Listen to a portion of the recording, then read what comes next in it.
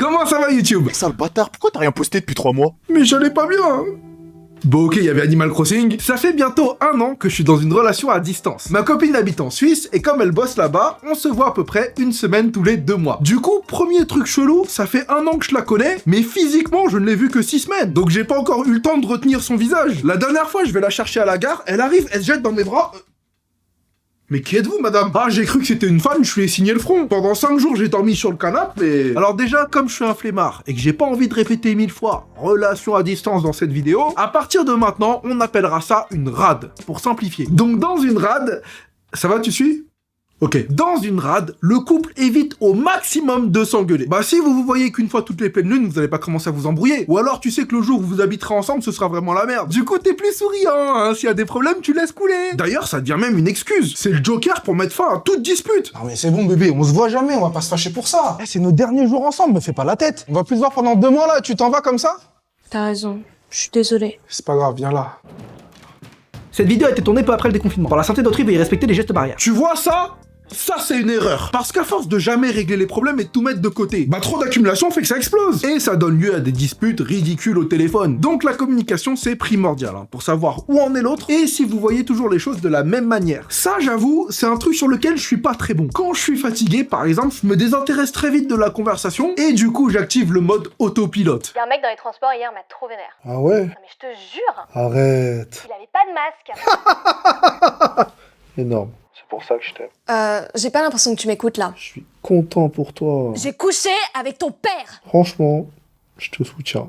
Puisqu'on parle d'infidélité, évidemment, une rade se base énormément sur la confiance. Tu peux pas être jaloux dans une rade, en fait, parce que sinon tu pètes un câble. Si à chaque fois que ta moitié te répond pas, tu penses qu'elle te trompe, arrête tout de suite. Faut accepter qu'il y aura des prétendants qui vont lui tourner autour sans que tu puisses intervenir, et que si elle te trompe, tu t'en sauras rien. Moi, bizarrement, sur ça, je suis un mec qui inspire pas mal confiance. Mais sur le moyen terme, je m'explique. Toutes les meufs avec qui je suis sorti ont le même pattern de pensée concernant ma loyauté vis-à-vis d'elle. Elles commencent toutes par se dire que je suis un enculé. Toujours. Elles se disent, il est connu, il peut se taper des groupies, je suis une fille parmi tant d'autres pour lui, je dois pas m'attacher. Et moi, réciproquement, c'est, elle sait que je suis connu, elle veut ma thune, I will not be his father. Puis elles viennent chez moi la première fois, et là, tous les doutes se dissipent. Ah, le combo 28 ans, toujours chez ses parents, passe ses journées dans sa chambre à dessiner en caleçon, elles se disent, c'est un mec bien. J'ai même une ex qui m'a sorti un jour. Ce qui est cool avec toi, c'est que je sais que même si tu voulais me tromper, t'aurais la flemme. Je sais pas comment le prendre. Le truc, c'est que la distance accentue tout. Quand l'autre te manque, bah c'est encore pire s'il est loin. Si t'es à New York et elle à Tokyo, tu rajoutes le décalage horaire et le prix des billets, c'est chaud. Heureusement que t'as ce pote qui te motive à rester fidèle parce que... Oh, tu sais ce qu'on dit, hein, loin des yeux, loin du cœur, hein, allez.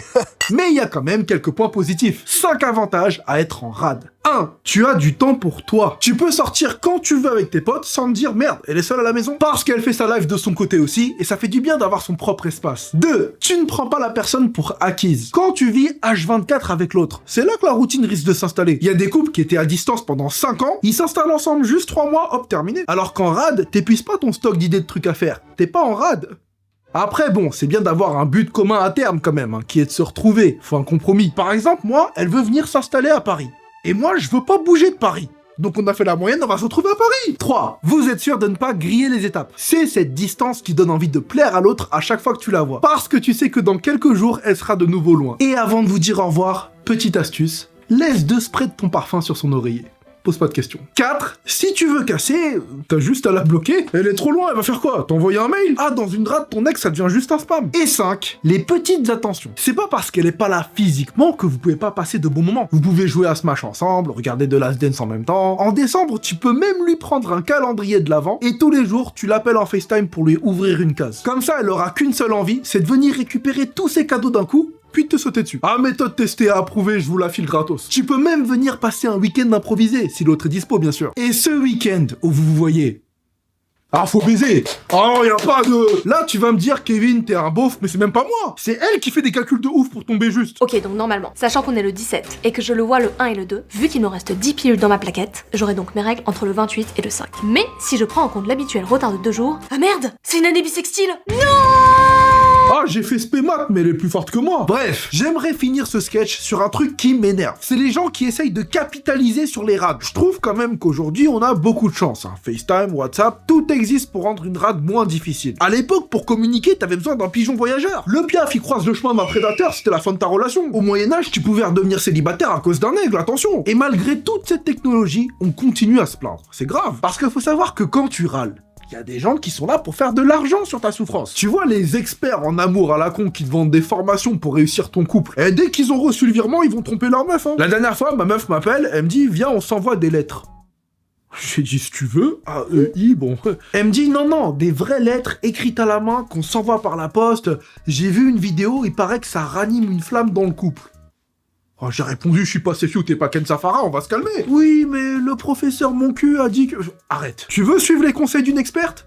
Prends exemple sur Chichi. Ah, oublie Tokyo New York. Chichi, elle a fait une relation terre-paradis. Durant 1 an, elle a eu 0 nouvelles pendant que l'autre y coursait un singe. Et elle a pas fait de chichi. D'ailleurs, elle racontait quoi à ses potes ? Et toi alors, Chichi? Les amours, ça dit quoi? J'étais en relation avec un mec et... Voilà, il est mort. Ah, Bah vous inquiétez pas. Dans 1 an, il ressuscite. mais vous aviez pas un fils? Si, mais je sais pas où il est. Je crois qu'il y a un démon, il lui apprend la bagarre. Elle s'en bat les couilles. Voilà, c'est tout pour cette vidéo, j'espère que ça vous a plu. En tout cas, nous, ça fait bientôt 8 ans sur cette chaîne qu'on a cette relation à distance avec vous, derrière un écran. Oh, c'était beau ce que je viens de dire, putain les gars. Et on espère qu'elle durera encore de nombreuses années. Peace.